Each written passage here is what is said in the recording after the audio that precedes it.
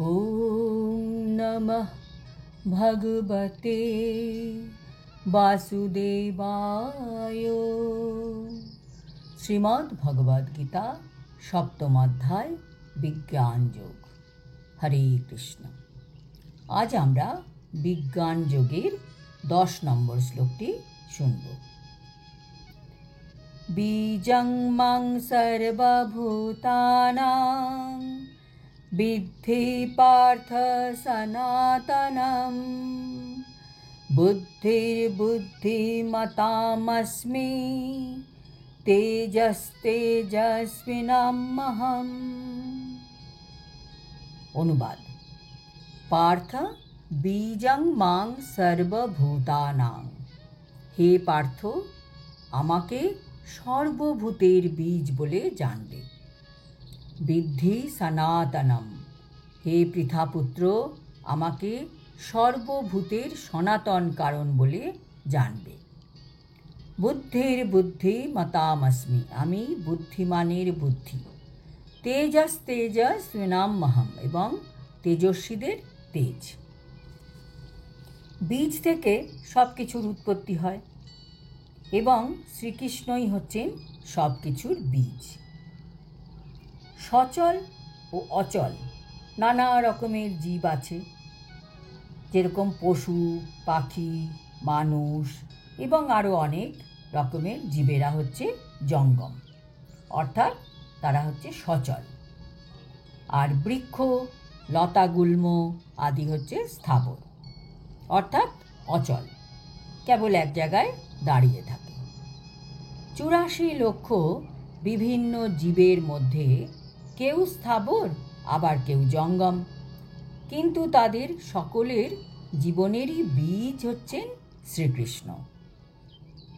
যখন এই সৃষ্টি শুরু হয়নি তখন এই জগতে কিছুই ছিল না, একমাত্র কৃষ্ণ ছিলেন সৃষ্টিকর্তা। তো তিনিই হচ্ছেন সব সৃষ্টির বীজ। বৈদিক শাস্ত্রে বলা হয়েছে ব্রহ্ম বা পরম তত্ত্ব হচ্ছেন তিনি, যার থেকে সব কিছু উদ্ভূত হয়েছে। শ্রীকৃষ্ণই পরম ব্রহ্ম বা পরমাত্মা। ব্রহ্ম নির্বিশেষ, কিন্তু পরম ব্রহ্ম হচ্ছেন সবিশেষ। নির্বিশেষ ব্রহ্ম সবিশেষ রূপের মধ্যেই অবস্থিত। ভগবদ গীতায় সেটি বলা হয়েছে। তাই মূলত শ্রীকৃষ্ণই সব কিছুর উৎস, তিনি সব কিছুর মূল।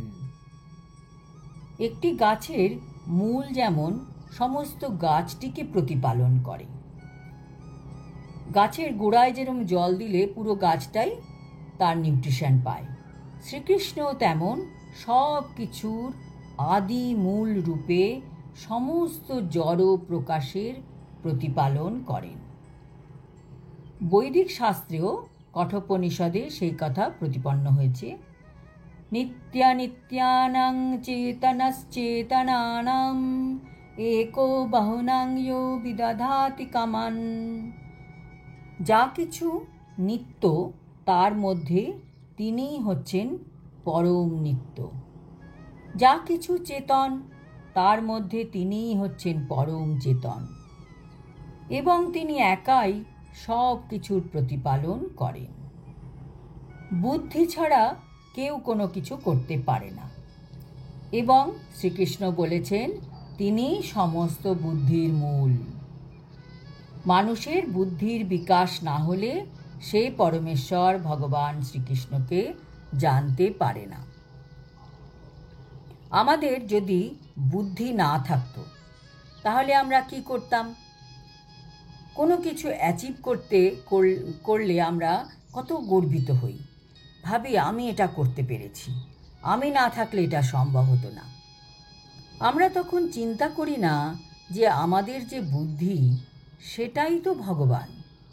এই জন্য মানুষকে সব সময় বিনয়ী থাকতে হবে। ভগবানের হাত ছাড়া কারোর কিছু করার ক্ষমতা নেই। কৃষ্ণ ভক্ত বড় চতুর।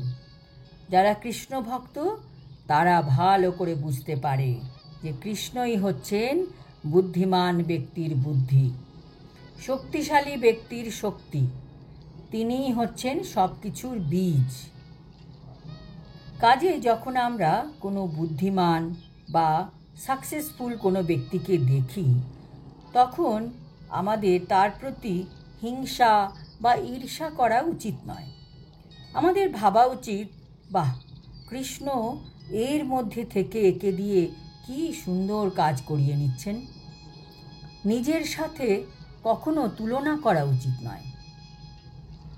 ভগবদ্ গীতার প্রতিটি শ্লোকে আমাদের জীবনের ছোট বড় সমস্যার প্রশ্নের সমাধান পাওয়া যায়।